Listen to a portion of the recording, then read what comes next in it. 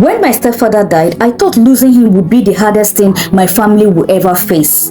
I had no idea that what will happen next would change our lives completely, because this was when we lost everything. Hi everyone, my name is Sikari. Welcome back to Life with Sikari. Here I share my life, everything that concerns my life, do lifestyle. If this is your first time of stopping by, please do well to subscribe, and thank you for stopping by. If you stop by again and you're a subscriber, I want to really thank you for always coming through for me. Thank you and God bless you. Let's get right into the video. My stepfather died.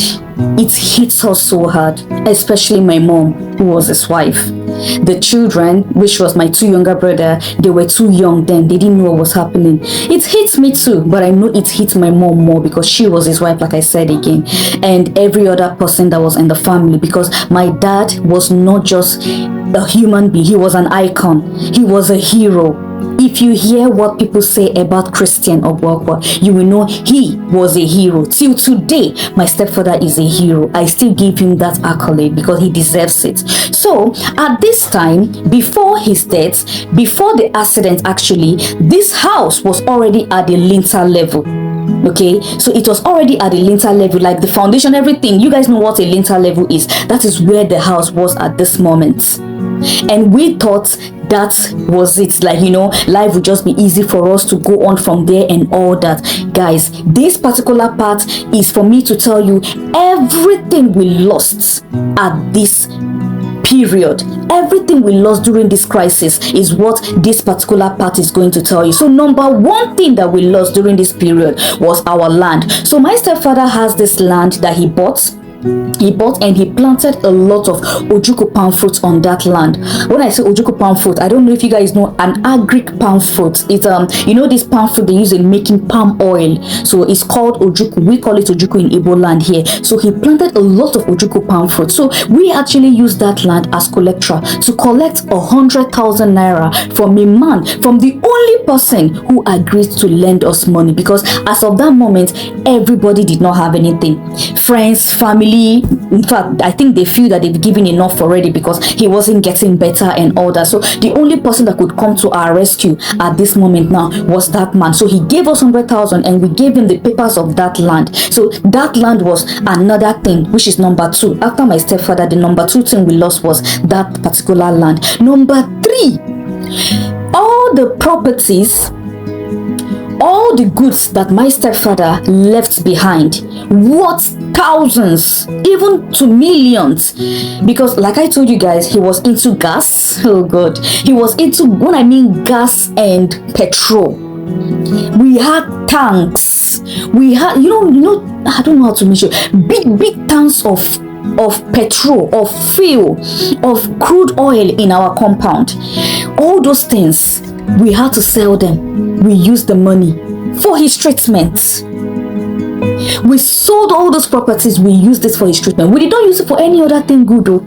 It was only solely for his treatment.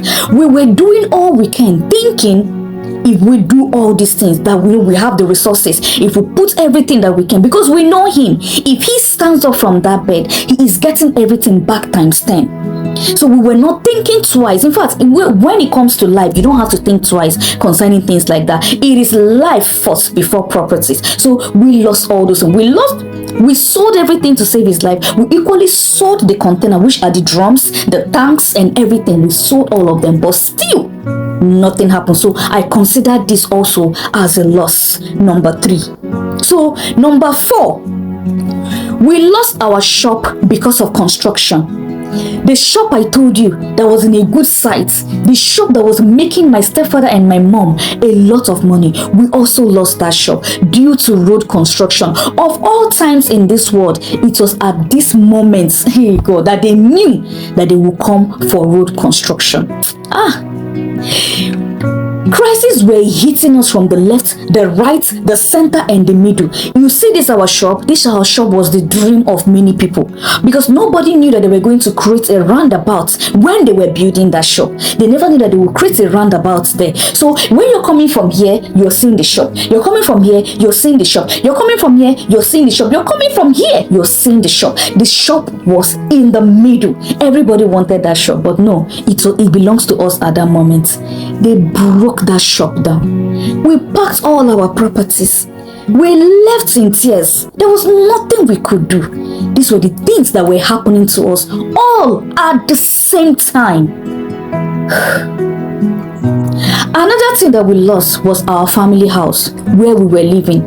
Remember, my stepfather's house was still at the lintel level, so he was still living in his father and mother's house. So that place was no longer conducive for for my mom and her children. That's 5 of us. So we couldn't stay there anymore. We had to leave. Firstly, we moved to that shop, but God so kind, 3 months after sleeping in that shop every day, God, I bless your name. 3 months after sleeping in that shop every day, my mother got a 1-room apartment in a public compound. Guys, that compound, oh my God. I don't want to say much bad thing about it, but I'm just going to use one word. The toilet was disgusting. Because it was a public compound. I was not used to places like that. Jesus, I couldn't imagine us coming from somewhere and getting to a place like that. We thought at that moment that our life was finished, that our own has ended. It was not easy for us at all. Another thing that I was supposed to add in the first video that I forgot.